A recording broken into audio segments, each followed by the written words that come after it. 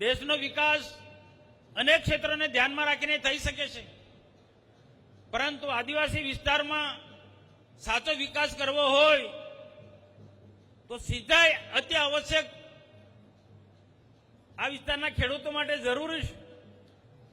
સરકારની ગમે તેટલી યોજના હોય, પરંતુ સિંચાઈનું પાણી ના હોય તો ધારેલો વિકાસ આપણે કરી નથી શકતા.